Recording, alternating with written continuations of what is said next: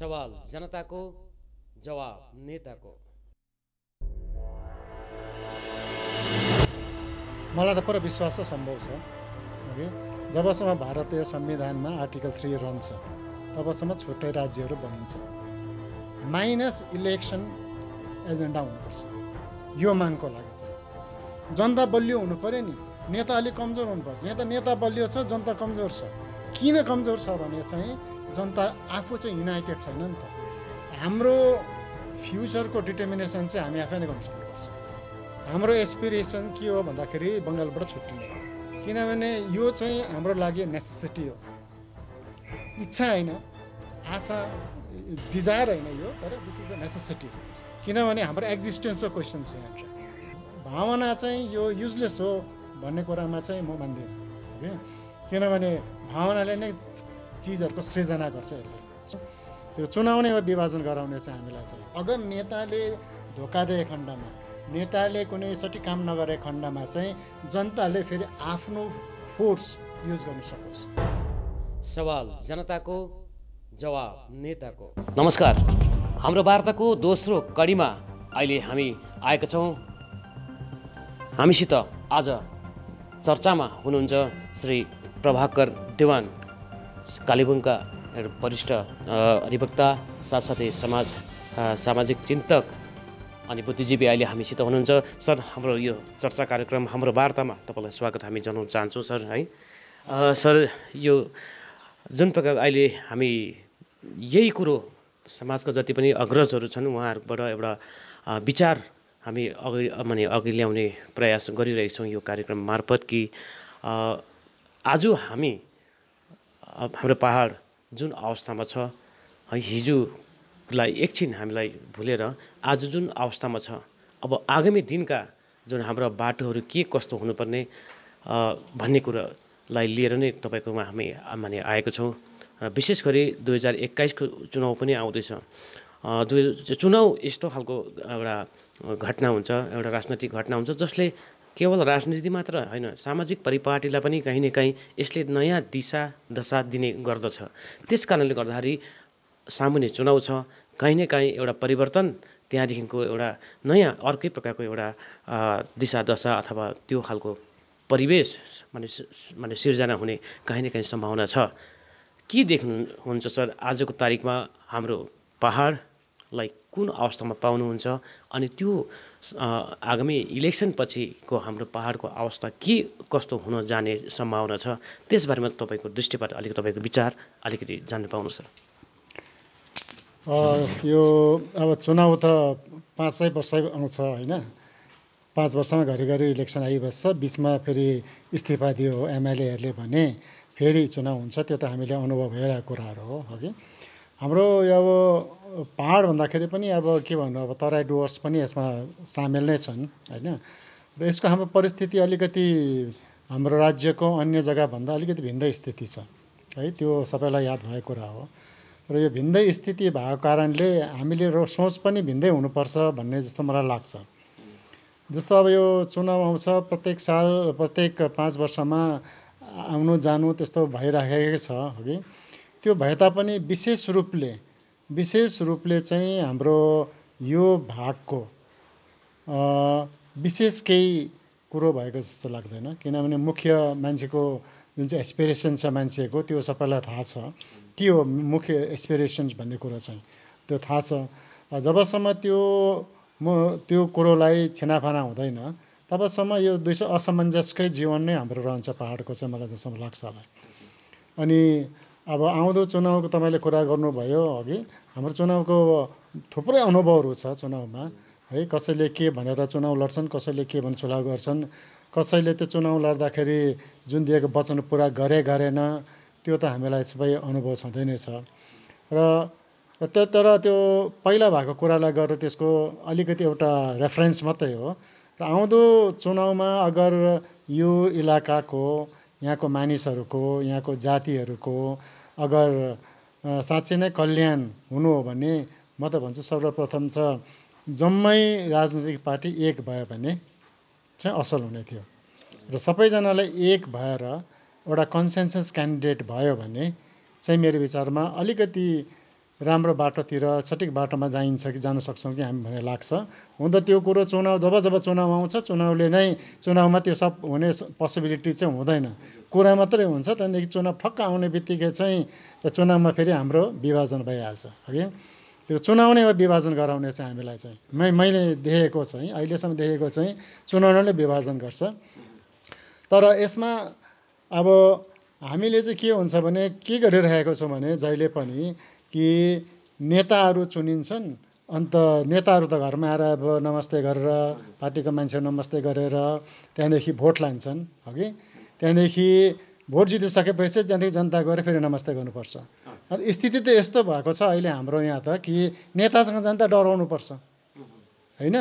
वास्तवमा डेमोक्रेसीमा त त्यस्तो हुँदैन। नेता चाहिँ जनतासँग डराउनु पर्ने हो, तर त्यस्तो हुँदैन यहाँ चाहिँ के हुन्छ, जनता चाहिँ नेतासँग डराउनुपर्छ। त्यस्तो खालको हाम्रो यहाँ प्रजातन्त्र छ।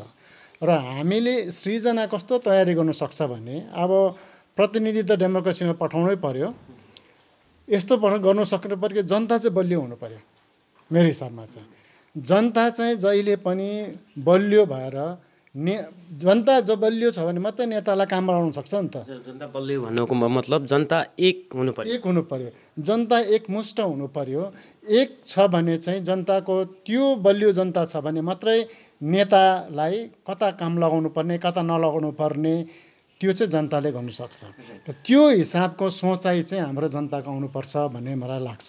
र एकता जम्मै हाम्रो यो भेगको जनताहरूको चाहिँ एकमत हुनुपर्छ, एकता हुनुपर्छ। र ताकि हामीले हाम्रो एस्पिरेसन छ त्यसलाई अगाडि बढाउन सकौँ भन्ने मलाई चाहिँ त्यस्तो लाग्छ। जनताको एकता चाहिँ सबैभन्दा ठुलो चाहिँ बल हो हाम्रो भन्ने म ठान्छु। त्यही पनि लाग्छ। बितेका दिनहरूमा पनि जब आन्दोलन कालहरूलाई हामी फर्केर हेर्दाखेरि त्यो आन्दोलन कालभरिमा जनता काहीँ न काहीँ लाग्थ्यो कि हाम्रो जनता सबै एक छ, सडकमा पनि सबै एकसाथ आएकै पनि हो है। तर पनि त्यो एक हुँदै पनि फेसा कहाँ खुस्किन्छ सर कि हामी फेरि त्यही जहाँबाट थालेको थियौँ हामी त्यहीँ हुन्छौँ। हाम्रो वास्तवमा समस्या के हो है, हाम्रो कमी कमजोरी चाहिँ के हो सरले अलिकति यसमा प्रकाश पार्दिनुहोस्। होइन, यसमा तपाईँले जो भन्नुभयो पहिला पनि जनता एक भएको भनेर, जनता एक भयो तर कसैको लिडरसिप एक भएको नि त। कसैको लिडरसिप प्रत्येक टाइममा लिडरले चाहिँ एक बनाएको, जनता एक भएको चाहिँ कजले हो। खासमा चाहिँ जुन कज छ, जो एस्पिरेसन्स छ त्यसको लागि जनता एक भएको हो। र हामीले त्यो छुट्याउनु सक्नु पर्यो। लिडरको ग्रुप अलग्गै, जनताको ग्रुप पनि अलग्गै छुट्याउनु सक्नु पर्यो। ताकि नभए त जनताले लिडरले जे भने त्यही मान्नु पर्यो नि हगि। त्यो एक किसिमको एउटा जनताको फोर्स सेपरेटली अलग्गै यस्तो फोर्स हुनु पर्यो जसले चाहिँ लिडरले जे भने त्यति मानेर हाल्ने खालको चाहिँ होइन। रेसनल खालको जसले बुझ्नु सक्छ, कजको लागि जसले सठिक रूपमा या साँच्चै नै है सिन्सियरली काम गर्नेहरू हुन्छ। र यो जनताहरूको चाहिँ अलिकति त्यो एउटा डिस्टिङसन लिडर, पार्टीको लिडर्स र जनताभित्रको ग्रुपमा चाहिँ अलिक डिस्टिङसन ल्याउनुपर्छ। त्यो एउटा अलिकति त्यो तपाईँको के भन्नु अब सिमाना चाहिँ त्यहाँ तोकिएको हुनुपर्छ। ताकि जनताले अगर नेताले धोका दिए खण्डमा, नेताले कुनै सठिक काम नगरे खण्डमा चाहिँ जनताले फेरि आफ्नो फोर्स युज गर्न सकोस्। तै पनि हजुर, तै पनि त्यो भिड तपाईँ भन्नुहुँदैछ, जनता भनेको त तपाईँको एउटा भिडको कुरा आयो, एउटा जनसमूहको कुरा आयो। त त्यो भिडको त कुनै अनुहार हुँदैन। त्यस कारणले गर्दाखेरि त्यो भिडलाई पनि त नेतृत्व दिनुको लागि त कोही नेतृत्व त चाहियो। त्यसले गर्दाखेरि यहाँ त एउटा काउन्टर पार्ट जस्तो हुने भनेदेखिको प्रतिद्वन्दी जस्तो हुने भयो। नेतृत्व एक जग्गा छ है, उहाँको नेता एक जग्गा छ, त अर्कोतिर जनताको भिडको पनि एउटा नेतृत्व हुन्छ। त यो त दुईवटा नेतृत्वको कुरा आयो यो प्रकारले तपाईँको सोचले। र त्यसलाई चाहिँ अब हामीले चाहिँ हाम्रो भाषामा चाहिँ एउटा प्रेसर ग्रुप भन्छ। प्रेसर ग्रुप भनिन्छ अलग्गै हगि। ठिकै छ, नेताले राम्रो काम गर्छ, नेतालाई सपोर्ट गर्छ।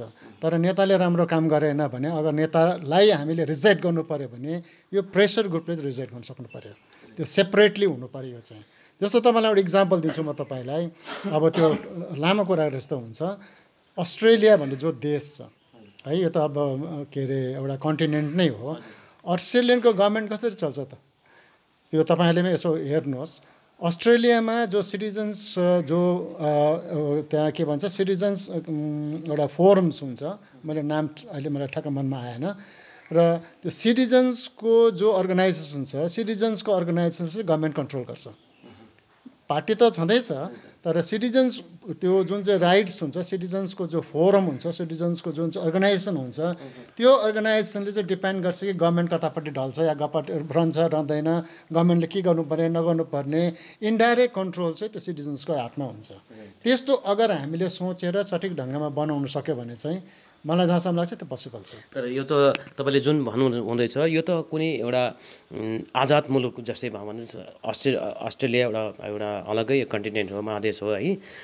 त्यस्तो प्रकारले तर भारतको सन्दर्भमा पनि अब हामी जुन भूभागमा बस्छौँ हाम्रो भूभाग चाहिँ हामी स्वाभाविक एउटा आफ्नो भूभाग हाम्रो होइन है। यसको भूभागको मालिक जुन छ त्यो मालिकाना हक हामीमा छैन, एउटा फुल फ्लेजर छैन। हामी एउटा कुनै राज्यको अधीनमा हामी बस्छौँ तर हाम्रो एउटा एस्पिरेसन अलगै छ। यहाँ हाम्रो मिन्स अब पहाडवासीको डुवर्सवासीको एस्पिरेसन अलगै छ। त यो एउटा सामान्य राज्यमा चाहिँ तपाईँले भनेको जस्तो त्यो साइड सुट हुन्छ होला, जस्तै सिक्किम जस्तो जग्गामा या त अन्य कुनै पनि भारतको अन्य सामान्य राज्यमा हुन्छ होला, तर पश्चिम बङ्गालको यो पहाडवासी जहाँ चाहिँ हामी बिलोङ गर्छौँ यो ठाउँमा त्यो प्रकारको तपाईँको परिकल्पना के सुट गर्छ होला सर? हेर्नुहोस् प्राय त अब मान्छेहरू अहिलेको जमानामा उहिले जस्तो त छैन, प्राय एजुकेटेड मान्छेहरू पनि छ, पोलिटिकली पनि कन्सियस नै मान्छेहरू हो। अहिले त इलेक्ट्रोनिकको जमाना, इन्टरनेटको जमाना, वाट्सएप खेलाउनुहरू जम्मै प्राय सबैले गर्छन् होइन। मान्छे भन्नु मतलब के भने मान्छेहरू वेल इन्फर्म छन्, मान्छेलाई सबैको संसारभरिको कुरा अहिले मान्छेले इन्फर्म पाइसकेको हुन्छ। अहिले प्रत्येक स्टुडेन्ट्सहरूले पनि यो सबै इन्टरनेटहरू चलाउँछन्, सबै इन्टरनेट साबी छन् ओके। त्यसले गर्दा उनीहरूले information they are well inform people. अहिले कुन कन्ट्रीमा के हुँदैछ सबै थाहा भइरहेको कुरा हो। पहिला पो थाहा हुन्थ्यो त रेडियो सुन्नुपर्ने थियो, पछाडि टिभी सुन्थ्यो, त्यो अगाडि के सुन्दैन थियो। अहिले त कम्युनिकेसन यस्तो भएको छ कि सेकेन्डमा तपाईँको कम्युनिकेसन सेयर भइसकेको हुन्छ।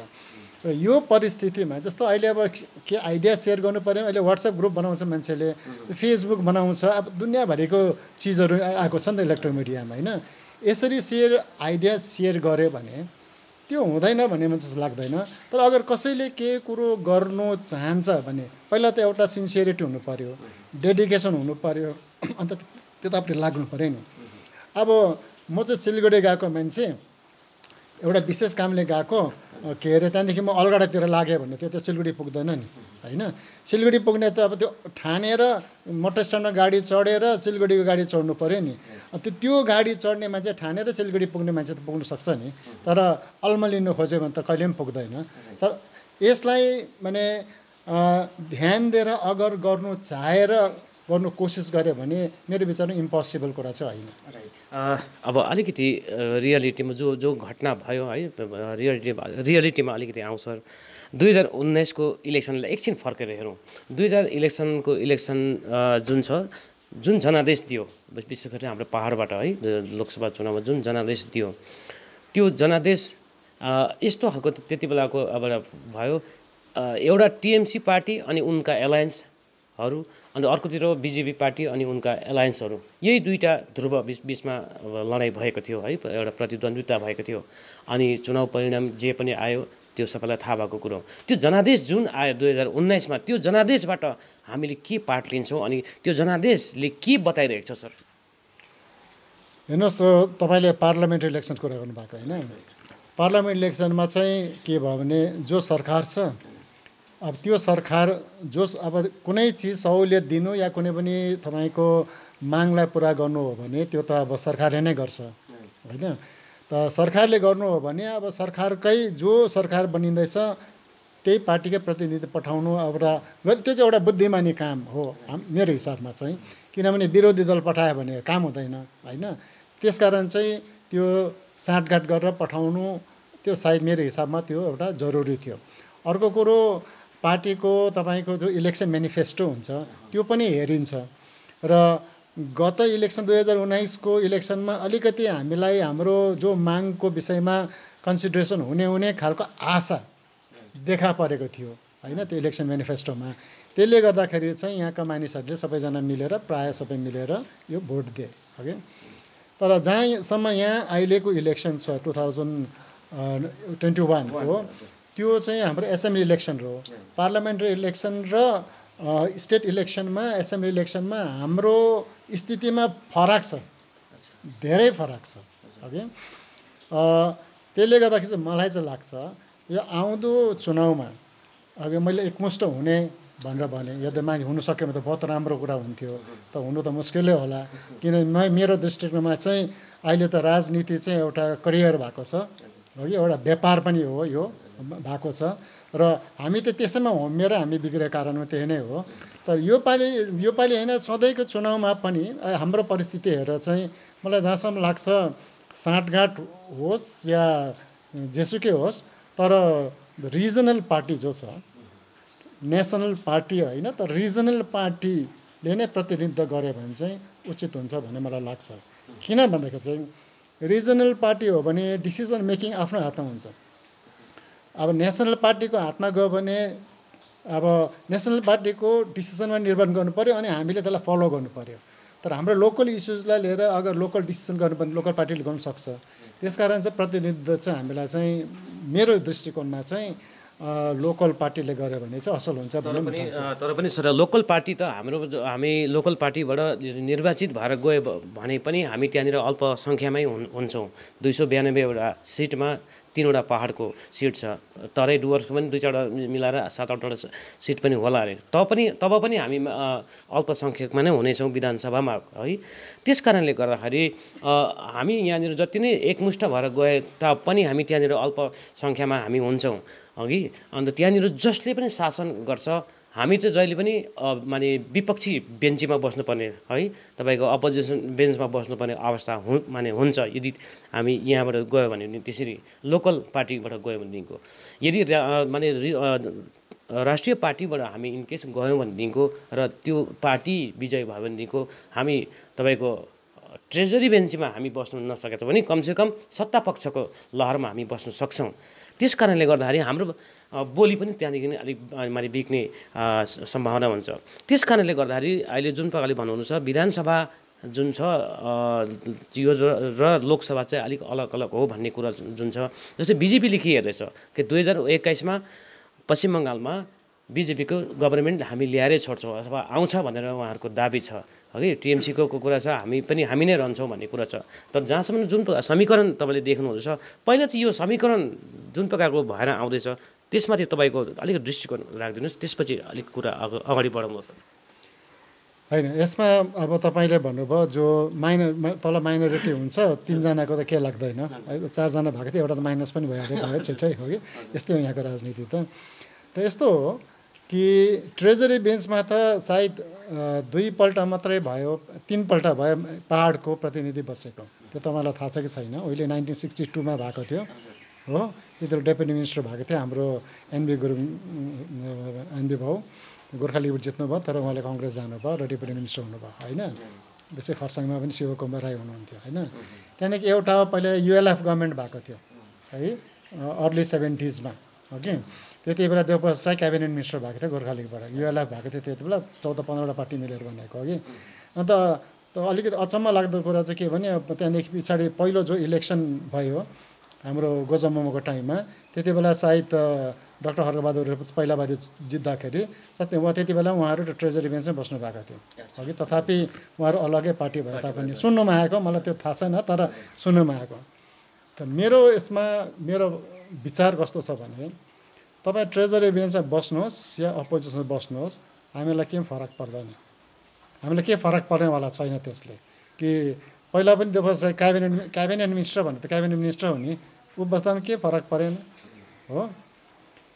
किनभने अब पश्चिम बङ्गाल सरकारको दृष्टिकोण यो इलाकामाथिको दृष्टिकोण चाहिँ कस्तो हुन्छ त्यसमा निर्भर गर्छ, होइन। तपाईँले उहिलेदेखि इतिहास हेर्दै आउनुभयो भने त्यो दृष्टिकोण तपाईँले छर्लङ्ग थाहा पाउनुहुन्छ। मैले यहाँ तपाईँलाई हिस्ट्री बताउनु पर्दैन, ओके। हाम्रो फ्युचरको डिटर्मिनेसन चाहिँ हामी आफै नै गर्न सक्नुपर्छ, आफै गर्न सक्नुपर्छ र जम्मै लिडरसिप आफ्नो हातमै हुनुपर्छ।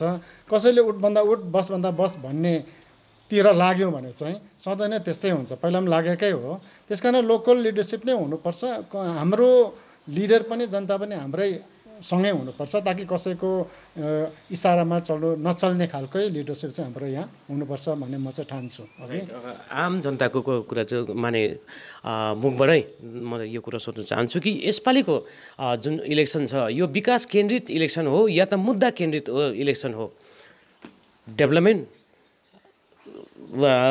को निम्ति हामीले यसपालि भोट दिनुपर्ने हो अथवा यो डेभलपमेन्टसित सम्बन्धित यो इलेक्सन हो या त मुद्दासित सम्बन्धित इलेक्सन हो? सर, यसलाई कसरी हेर्नुहुन्छ? हेर्नुहोस्, मैले त इलेक्सन लडेको होइन, म पार्टीको पनि होइन हो। अब मुद्दा के हो त म भन्न सक्दिनँ। तर मेरो विचारमा चाहिँ हाम्रो एस्पिरेसन के हो भन्दाखेरि बङ्गालबाट छुट्टिने हो होइन। त्यो बङ्गालबाट छुट्टिनुपर्छ, छुट्टियो भने चाहिँ राम्रो, हाम्रो डिटर्मिनेसन, आफ्नै सेल्फ डिटर्मिनेसन हुन्छ भन्ने भावना र विश्वास चाहिँ हाम्रो मान्छेको मेरो विचारमा 99% को, सायद 1% नहोला। ओके, त्यो नै मुख्य कुरा हो। किनभने यो चाहिँ हाम्रो लागि नेसेसिटी हो, इच्छा होइन, आशा, डिजायर होइन यो, तर दिस इज अ नेसेसिटी। किनभने हाम्रो एक्जिस्टेन्सको क्वेसन छ यहाँनिर, हाम्रो एक्जिस्टेन्सको क्वेसन छ यहाँनिर कि भोलिको दिन पर्सि मेरो छोरा नातिको टाइममा चाहिँ हाम्रो एक्जिस्टेन्स के हुन्छ। साँच्चै हामी के अहिले त हाम्रो जग्गा भनेर मुखले त भन्छौँ नि, साँच्चै हाम्रो जग्गा हुन्छ कि त्यति बेला हो? गभर्मेन्टको पोलिसी कस्तो खालको छ त्यो हेर्दा त हामीलाई डर लाग्छ।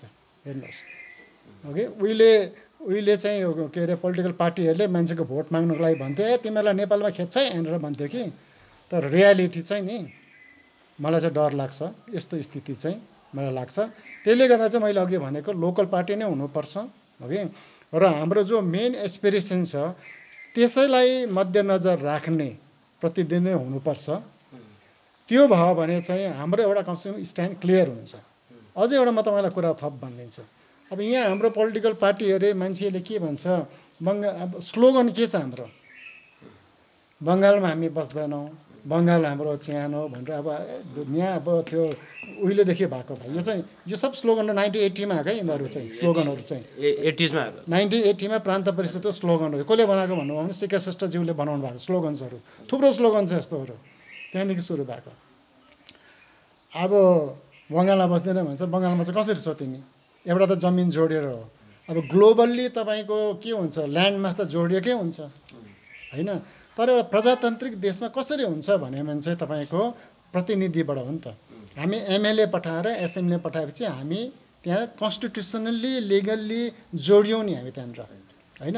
हाम्रो सम्बन्ध त त्यसरी कन्स्टिट्युसनल जोड्छ नि त होइन। अब बङ्गालमा बस्दिनँ भनेर चाहिँ स्लोगन ठुल्ठुलो हुन्छ, अन्त एमएलए हुनु चाहिँ फेरि होडबाजी हुन्छ। अन्त यो त कुरै मिलेन क्या, कन्ट्राडिक्सन चाहिँ हाम्रो स्ट्यान्ड चाहिँ। बस्दैनौँ भन्छ, अन्त जान बस्नुको लागि पनि फेरि होडबाजी हुन्छ।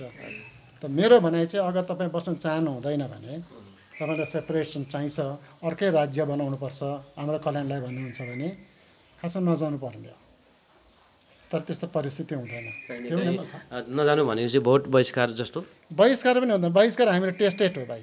1982मा भोट बाइकट भएको हो, सफलतापूर्वक भोट बाइकट भएको हो। तर त्यो पनि हुँदैन रहेछ भन्ने एउटा अनुभव हो नि। किन भन्नु भने अब भरे त 10जनाले भोट हाल्यो हुने रहेछ नि त, एमएलए भइहाल्ने रहेछ त। किनभने मिनिमम लेभल अफ भोट कति भनेर मलाई ज्ञान नभएको हुनसक्छ, तर त्यो देखा परेन मिनिमम कति हुन्छ भनेर। 1100 भोट जितेर पनि त्यो फेरि एमएलए पनि हुँदो रहेछ हो। त्यो भोट बाइकट पनि सायद त्यो हुँदैन, एउटा प्रभावकारी हतियार होइन। हतियार होइन, एउटा एजिटेसनको एउटा उपायहरू हो, एउटा के भन्नु तपाईँको वान अफ द वेज हो। तर त्यो चाहिँ फाइनल चाहिँ होइन मलाई सम्झ लाग्छ। अगर कोही पनि जाँदै गएन होइन बङ्गालको एसेम्ब्लीमा म जाँदिनँ किनभने मलाई सेपरेट स्टेट चाहिन्छ भन्ने स्ट्यान्ड अगर लिन सक्यो भने त्यो त उत्तम हो। तर त्यो मैले भने नि 100% सफल हुँदैन। मैले भने नि त्यो इलेक्सन त र राजनीति त अहिलेको करियर हो, यो एउटा व्यापार हो त्यति बेला है। मेरो दृष्टिकोणमा त त्यस्तै देख्छु म त, मेरो अनुभवले त्यसै भन्छ। त्यो गर्नु सकेपछि उत्तम हो, तर त्यो साह्रै पोसिबल हुँदैन। किनभने अरू कुनै न कुनै रुलिङ पार्टीले त ल्याएर त कहीँ न कहीँ त फिल्ड गर्छै गर्छ। त्यसले गर्दा हामीलाई बाध्यता हुन्छ त्यो लड्ने। र लडिसकेर पनि त्यहाँदेखि चाहिँ अरू उपाय कुरा के गर्नुपर्ने त्यसमा चाहिँ चिन्तन गरेर अगर त्यसमा एग्रिमेन्ट हुनसक्छ भने चाहिँ मेरो विचारमा त्यो चाहिँ उत्तम हुन्छ। त्यो डेमोक्रेटिकल्ली कन्स्टिट्युसनली कोही मुभमेन्ट पनि हुन सक्दैन। बैकुरको सन्दर्भमा सर मलाई खेलको फुटबलको याद आयो, यदि कुनै टिम आएन भनेदेखिको अर्को जो आएको छ उसले वकओभर दिएर जित्छ नि सर, होइन त्यस्तै त्यस्तै हुने सर। अलिकति अर्को उसमा जुन प्रकारको मार्केटमा है बजारमा अहिले जुन चर्चा छ, जुन प्रकारको यथार्थवादी राजनीति अनि अर्को भावनात्मक राजनीति भन्ने कुरा यहाँ आइरहेछ। अब यसकै बिचमा द्वन्द्व काहीँ न काहीँ देखिन्छ। 2019को इलेक्सनमा पनि एकातिर भावनात्मक राजनीति एकातिर थियो भनेको, अर्कोतिर यथार्थवादी राजनीति थियो। कि यथार्थवादी राजनीति भनेको तिमीलाई इमिडिएट के चाहिएको छ होइन त्यसको जोगाड गर, होइन तिमी भावनामा गएर राज्य भनेर गोर्खाल्यान्ड भनेर सपना देखाएर, सपना त बहुत अगाडि देखाउँदै आएको तर त्यो हकिकत हुँदैन अथवा हुनु साह्रो छ भन्ने एउटा खेमा छ है। र यही खेमा बिचको 2019को इलेक्सन भएको थियो। इलेक्सन हुँदाखेरि अन्त्यमा काहीँ न काहीँ हामी त्यो भावनावादीकै जित भएको हामी देख्छौँ र 2021को इलेक्सनमा पनि लगभग त्यही प्याटर्न हामी देख्दैछौँ। आज माने 2021को इलेक्सनमा पनि तपाईँ कतिको माने यसमा आश्वस्त हुनुहुन्छ कि हामी साँच्चै यथार्थवादी नै हुनुपर्ने हो या त भावनावादी हुनुपर्ने या त केही पनि हुनु नपर्ने या त दुईटाको सम्मिश्रण हुनुपर्ने? सर तपाईँको आफ्नो अब्जर्भेसन सर। हेर्नुहोस्, मेरो विचारमा चाहिँ जसले चाहिँ यो यथार्थ हुँदैन, त्यो हुन सक्दैन भनेछ भने जनतालाई क्लियर भन्नुपर्छ। हामी चाहिँ यसलाई यथार्थबाट जान्छौँ, अघि रियालिटीमा जान्छौँ हामी, र हामीलाई हाम्रो कुरा चाहिँ एजेन्डा चाहिँ यो भनेर। तर कुरा चाहिँ एउटा भावना देखाएर मनमा चाहिँ यथार्थ राख्यो भने चाहिँ त्यो चाहिँ उचित होइन है। अब हेर्नुहोस्, भावना र तपाईँले यथार्थ कुरा गर्नुभयो। पहिला त कुनै काम गर्नुलाई भावना नै आउँछ नि, त्यसलाई त ट्रान्सलेट गर्नु पऱ्यो एक्सनमा। मनमा सोचिसकेपछि सोच विचार गर्नु पऱ्यो, विचार भावना आइसकेपछि एउटा डिजाइन हुनु पऱ्यो, त्यो डिजाइनलाई चाहिँ त्यसलाई इम्प्लिमेन्टेसन गर्नु पऱ्यो नि। त भावना चाहिँ यो युजलेस हो भन्ने कुरामा चाहिँ म मान्दिनँ ओके। किनभने भावनाले नै चिजहरूको सृजना गर्छ, यसले सोचले नै सृजना गर्छ चिजहरू चाहिँ हगि। र जुन हाम्रो भावना छ यो भावना चाहिँ नसाटिने चिजहरू वास्तवमा छ है, नसाटिने चिजहरू हो। किनभने त्यसको पनि लजिक छ, किनभने यो साटिँदा हाम्रो स्थिति यस्तै शिथिल भइसकेको कारण चाहिँ यो हो। त म त यो भन्छु कि यो भावनालाई चाहिँ यसलाई ट्रान्सलेट इन्टु एक्सन हुनुपर्छ है, र क्लियर कटमा कुरा हुनुपर्छ है। यसलाई राजनीति, यो विषयलाई राजनीति नगरेर यसलाई चाहिँ यथार्थ बनाउने प्रयास चाहिँ गर्नुपर्छ। अनि भावनालाई नै यथार्थमा परिणत गर्ने सक्नुपर्छ। त्यो चाहिँ भनेपछि जुन अहिले विकास मोडल जुन माने अगाडि राखिँदैछ त्यो यथार्थ भनेर त्यसको प्रचार गरिँदैछ भनेपछि यथार्थ चाहिँ के हो वास्तवमा? यो डेभलपमेन्ट हो, रोटी चामलको जोगाड हो, या त जुन हामीले भन्दैछौँ एस्पिरेसनको कुरा गरिरहेका छौँ जसलाई एउटा भावनात्मक भावनाको नाम दिइरहेको छ, त्यसको मतलब काहीँ न काहीँ हामी आफै पनि कन्फ्युज भइरहेको अवस्थामा छौँ। र कसरी हेर्नुहुन्छ सर यो कुरालाई? सर होइन, मैले तपाईँलाई अघि भने कि कसैले डेभलपमेन्ट गर्नुपर्छ, हामी चाहिँ वी आर फर डेभलपमेन्ट भन्यो भने चाहिँ एकदम क्लियर टोनमा भन्नु पऱ्यो कि हामी चाहिँ डेभलपमेन्ट गर्ने हो। हामीले छुट्टै राज्य माग्ने हामी कुरा गर्दैनौँ त्यसमा, हामी चाहिँ यही माग्छौँ, हाम्रो डेभलपमेन्ट हो। हामी यहाँको मान्छेलाई डेभलपमेन्ट चाहिएको छ, के अरे बाटोघाटो चाहिएको छ, नोकरी चाहिएको छ, पैसा चाहिएको छ, त्यही कारण हामी चाहिँ यो काम गर्ने हो भनेर क्लियर डिस्टिङसन हुनु पऱ्यो। जसले तपाईँले भावना भन्नु पऱ्यो, भावना भन्नुहुँदैछ, त्यो जसले भन्नुसक्छ उसले पनि क्लियर टर्म्समा भन्नु पऱ्यो। तर मुखले भनेर मात्रै हुँदैन, किनभने पहिलादेखि भावनामा खेलेर आएको हो कि अहिलेसम्म भावनामा खेलिरहेको। अगर पक्का भावनाको हाम्रो भावनालाई लिएर भोट लगाउन चाहन्छ भने चाहिँ तर उसले त्यसलाई चाहिँ एक्सनमा ट्रान्सलेट गर्नुपर्छ। अनि ट्रान्सलेट चाहिँ उनीहरूको पोलिटिकल टर्म्समा ट्रान्सलेट चाहिँ हुँदैन त्यो चाहिँ है। जनआकाङ्क्षाको ओपिनियन चाहिँ के हो? अन्त मैले तपाईँलाई अघि एउटा प्रेसर ग्रुपको कुरा गर्दै थिएँ है। हुनसक्छ एउटा इन्टेलेक्चुअल ग्रुप बनिएको पनि छ कतिवटा होइन। समयसँग परामर्श गरेर ट्रान्सलेट इन्टु एक्सन चाहिँ कसरी हुन्छ भन्ने त्यसलाई चाहिँ कार्यबन्दी चाहिँ गराउन सक्नु पऱ्यो। अनि उनीहरूले क्लियर डिफाइन गरेर इलेक्सन म्यानिफेस्टो बनाउनु पऱ्यो। सम्भावना अब अन्तिममा सर है, हाम्रो जुन एस्पिरेसन छ है, तपाईँले भन्नुभयो जुन भावना छ त्यसलाई यथार्थमा परिणत गर्नुपर्ने भने बडा ठुलो कुरा गर्नुभयो है। तर जसले पनि भावनाको कुरा माने भन्दैछ त्यो केवल भन्नको लागि मात्र भनिदिनु हुँदैन, तर त्यसलाई एक्सनमा ल्याउनुपर्छ अथवा यथार्थमा त्यसलाई परिणत गर्ने कोसिस गर्नुपर्छ। नत्र भने बितेको यत्रो वर्षदेखिको भावनाको कुरा त गऱ्यो, लास्टमा गएर त्यही उयसमा सम्झौता गऱ्यो होइन, तपाईँको डेभलपमेन्टमा झोडा नालामा यसमै त सम्झौता गऱ्यो। त्यस कारणले गर्दा काहीँ न काहीँ भावनामा चोट त परेकै छ। त सर अन्त्यमा एउटा कुरा हाम्रो दर्शकहरूलाई बताइदिनुहोस् कि हामी जे जस्तो अवस्थामा छौँ है, त तपाईँले अघि एउटै कुरा गर्नुभयो कि हामीलाई छुट्टै त एउटा अलग व्यवस्था त हामीलाई चाहिन्छ भनेर गर्नुभयो। अन्तिम गोल लक्ष्य पनि तपाईँको त्यही मैले यो कन्भर्सेसनमा त्यही मैले बुझेँ। र त्यहाँ पुग्नुको निम्ति सम्भावना छ कि छैन है, एउटा पोसिबिलिटी तपाईँ देख्नुहुन्छ हुँदैन है, वर्तमान जुन परिप्रेक्ष्यमालाई आधार गरेर भन्नुपर्दाखेरि त्यो त्यहाँ पुग्नु, जस्तै मानिनु जुनमा पुग्ने भारतको एउटा सपना छ, तर पुगेको छैन जुनमा होइन, मान्छे पुग्ने त्यो पुगेको छैन, तर त्यो सम्भव छ कि छैन सर? मलाई त पुरा विश्वास छ सम्भव छ। ओके, जबसम्म भारतीय संविधानमा आर्टिकल 3 रहन्छ तबसम्म छुट्टै राज्यहरू बनिन्छ होइन।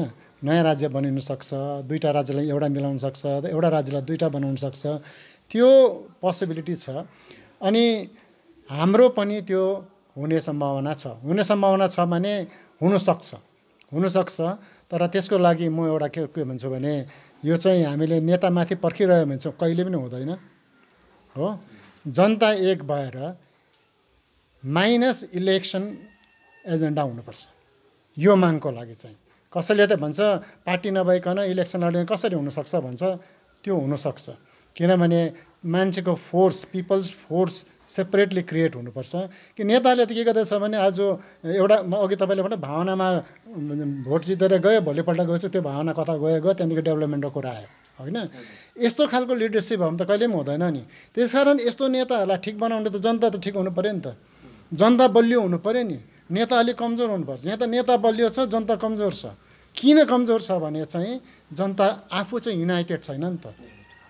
आफू युनाइट भयो भने त लिडरले त केही पनि गर्न सक्दैन नि है। आफू युनाइटेड छैन, त्यसले गर्दाखेरि चाहिँ त्यस्तो भएको हो। त्यही कारण जनता युनाइटेड हुनुपर्छ भनेको मैले त्यो कारणले एउटा प्रेसर्स ग्रुप हुन्छ के हुन्छ त्यस्तो एउटा ढङ्गसँग गऱ्यो भने त्यस्तो पोसिबिलिटी चाहिँ छ। मलाई पुरा विश्वास छ। यो डिपेन्ड, हामीले त भन्छौँ नि कि सरकारले दिएन गरे, हामीले घरि ज्योति बाबुलाई दोष लान्छौँ, अहिले ममता ब्यानर्जी चिफ मिनिस्टर दोष लाउँछौँ, यसो गरे उसो गरे भन्छ नि। दोष त तपाईँ र मेरोमा छ नि। तपाईँ एकै हुँदैन त कहाँबाट हुन्छ त? अन्त डन्ठा लाउँछ नि सरकारले त। अन्त तपाईँ घर जलाउनु जानुहुन्छ, पुलिस त आउँछ, मान्छे मार्नुहुन्छ, पुलिस त आउँछ। प्रजातन्त्रमा प्रजातान्त्रिक आन्दोलनहरू पनि छ नि, धेरै उपायहरू छ ओके। र त्यो मेरो हिसाबमा त त्यो के अरे स्ट्राइक पनि गर्नु पर्दैन, कहीँ जिन्दाबाद मुर्दाबाद पनि गर्नु पर्ने मेरो हिसाबमा त। अगर आन्दोलन अगाडि बनाउनु पर्ने हो भने त्यो चाहिँ सिर्फ जनता जम्मै पार्टी एक हुनुपर्छ। सबै एक भयो भने सरकारले पनि सोच्नुपर्छ मेरो हिसाबमा चाहिँ। हुन्छ सरलाई धेरै धेरै धन्यवाद है। अहिले हामीसितको कुराकानी गरिरहनु भएको थियो श्री प्रभाकर देवान, उनी कालेबुङका वरिष्ठ अधिवक्ता, साथसाथमा राजनैतिक सामाजिक चिन्तक, राजनैतिक चिन्तक पनि हुनुहुन्छ अनि प्रखर बुद्धिजीवी हुनुहुन्छ। र अर्को पालि यस्तै अन्य व्यक्तित्वलाई लिएर हामी कार्यक्रम हाम्रो वार्ता मार्फत तपाईँहरूको समक्षमा आउनेछौँ। त्यतिन्जेलसम्मको निम्ति मलाई आज्ञा दिनुहोला। नमस्कार।